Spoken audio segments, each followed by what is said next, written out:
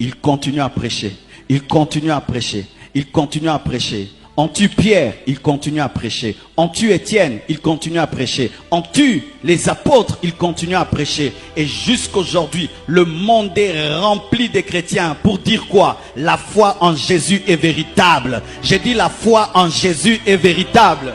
Aucune religion n'a été combattue comme le christianisme. Et si on combattait l'islam, l'hindouisme, comme on combat le christianisme, ils auront déjà perdu de leur piquant. Mais malgré qu'on a brûlé des bibles et des bibles, qu'on a tué des chrétiens et des chrétiens, qu'on a tué des pasteurs et des pasteurs, le christianisme continue. Pourquoi? Nous sommes dans le véritable. La Bible dit, sur cette pierre, je bâtirai mon église et les portes du séjour de mort ne prévaudront point contre elle. Les portes du temps ne vont pas dominer l'église. Pourquoi? Nous sommes sur le roc, nous sommes sur l'authentique, nous sommes sur le véritable. Malgré qu'il y a des scandales, les églises grandissent. Malgré qu'il y a des faux chrétiens, les églises grandissent. Malgré qu'il y a des bévues, les églises grandissent. Pourquoi? Nous avons plus que l'or pur, nous avons la véritable foi en Jésus.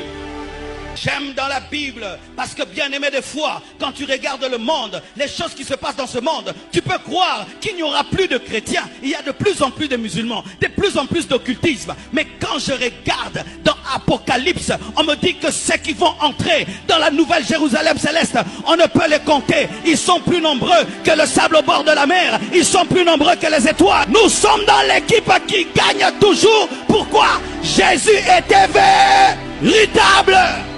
Jésus était véritable. Jésus était véritable. Jésus était véritable. Bien-aimés frères et sœurs, si les combats que l'église a, les autres l'avaient, bien-aimés, ils ne seraient pas ceux qui sont aujourd'hui.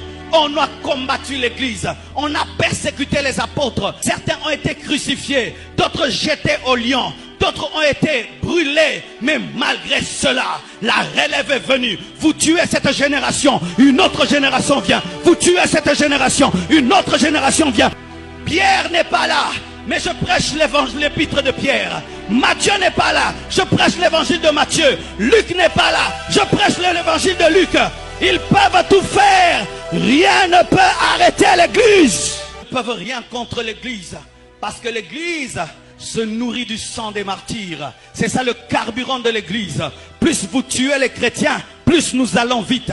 C'est pourquoi la Bible nous dit que lorsqu'ils sont restés dans la chambre haute et qu'ils ne sortaient pas et qu'ils ont commencé à partager leurs biens, Dieu a envoyé la persécution. Mais quand seulement on a tué Étienne, le feu a été allumé. C'était ça le carburant, c'était ça l'essence.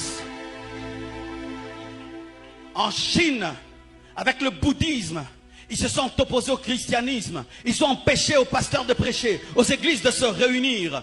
Mais lorsque la fin du communisme est venue, bien aimé, on a vu plus de 5000 chrétiens sortir des maisons. Ils se rassemblaient par parole de connaissance. Histoire vraie. Ils se rassemblaient par parole de connaissance parce que les réunions étaient interdites et les affiches. C'est-à-dire, tu es chez toi à la maison, l'esprit te dit, va au numéro 10. Il dit à l'autre, va au numéro 10. Et tu arrives là, oh, qu'est-ce que tu fais ici? L'esprit m'a dit, bien-aimé, nous sommes dans le surnaturel, nous sommes dans le véritable. Le temps ne détruira pas l'église. Je dis, le temps ne détruira pas l'église. Le temps ne détruira pas l'église. Quand j'entends, oh, tel pasteur a fait ça, ça ne me décourage pas. Oh, telle église s'est divisée, ça ne me décourage pas. Oh, tel pasteur a engrossé, ça ne me décourage pas. Oh, tel pasteur est occultiste, ça ne me décourage pas. Je sais qu'il y a toujours un reste de Dieu. Je sais qu'il y a toujours un reste de Dieu. On peut couper l'arbre, il y aura toujours les racines. On peut prendre les yeux de Bartimée, on va lui laisser la bouche. On peut prendre la santé de Job, on va lui laisser sa respiration. Il y a toujours le reste de Dieu. Il y a toujours 7000 qui n'ont pas fléchi devant Baal. Il y a toujours 7000 qui n'ont pas fléchi devant Baal. Même si d'autres tombent, il y a ceux qui sont debout. Même si il y a des problèmes dans le christianisme, il n'y a aucun problème dans la Bible. Même s'il y a des problèmes dans la Bible, plutôt des problèmes dans les églises, il n'y a pas de problème dans la Bible. Et moi je n'ai pas cru en l'église, j'ai cru au Dieu de la Bible. J'ai cru au Dieu de la Bible. J'ai cru au Dieu de la Bible. Même si Ceux avec qui j'ai servi Dieu peuvent abandonner Dieu. Moi, je n'abandonnerai pas. Il est écrit, ceux du peuple qui connaîtront leur Dieu agiront avec fermeté. À cause de cela, lorsque je regarde l'histoire de l'Église, je suis rempli d'assurance. L'Église tiendra. Et la véritable Église devient meilleure année après année. Car il y a une différence entre l'Église locale et la vraie Église. Les vrais enfants de Dieu en ce temps de la fin deviennent davantage spirituels. Ils ont plus d'onction et d'intimité avec Dieu. Ils vivent des choses profondes avec Dieu. Mais l'Église locale a de plus en plus de problèmes. Mais les vrais enfants de Dieu qui seront enlevés, Dieu est en train de laver sa femme parce qu'elle doit être sans rides, sans taches. Dieu est en train de les laver. Car tu peux être dans l'Église sans être l'Église. Qui sont l'église qui se tiennent debout et disent, moi je suis l'église? Est-ce qu'en toi il y a le scandale? Non. En toi il y a la division? Non. En toi il y a des hérésies? Non. Bien-aimé, quand Dieu regarde son église, il te voit toi. Quand Dieu parle de son église, il ne parle pas des communautés, il parle de toi. C'est toi qui viendras enlever. Ce n'est pas l'église Compassion.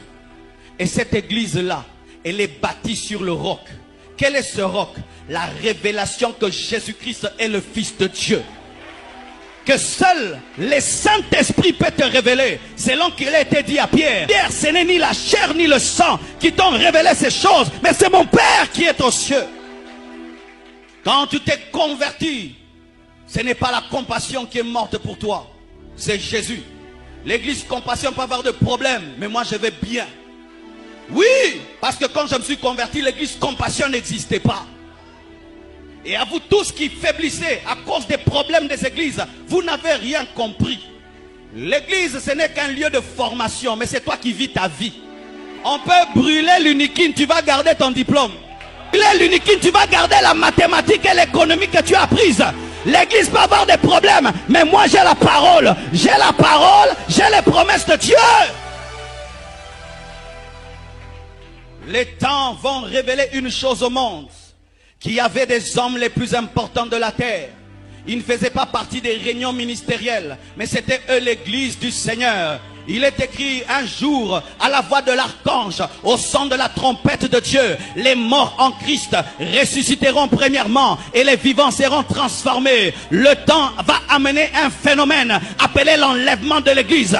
Bientôt l'église va disparaître, bientôt l'église va partir, bientôt les hommes les plus importants de la terre vont quitter la terre. Car il est impossible de frapper Sodome et Gomorrhe pendant que Lot est là. Et il est impossible que la tribulation ne vienne sur cette terre pendant que l'église est là. Il est impossible de détruire Jéricho pendant que Rahab est là. Et il est impossible d'envoyer la tribulation sur la terre pendant que l'église est là. Bien-aimés frères et sœurs, c'est pourquoi soyez vrais.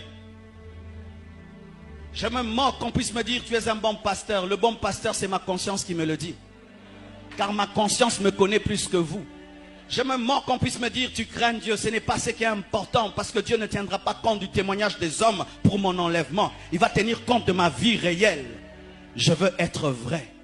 Je veux vivre ce que je prêche. Je veux vivre ce que je prêche. Quand j'écoute ce que je prêche, j'ai peur, je tremble, j'ai peur. Ce que je prêche me fait peur. Parce que je sais que si je rate l'enlèvement, mon jugement sera grand. Je n'ai qu'à faire des titres et des éloges des hommes. J'ai besoin d'être vrai. Quand je dis je suis fidèle à ma femme, que je le sois vraiment à ma femme. Que je ne sois pas un prédicateur ici qui prêche la sainteté avec des copines dans l'église. Quand je dis l'argent de l'église, que réellement ce soit l'argent de l'église. S'il y a une bénédiction que Dieu peut m'accorder dans ma vie, c'est être vrai. S'il y a une prière que je peux faire pour toi, que tu sois vrai.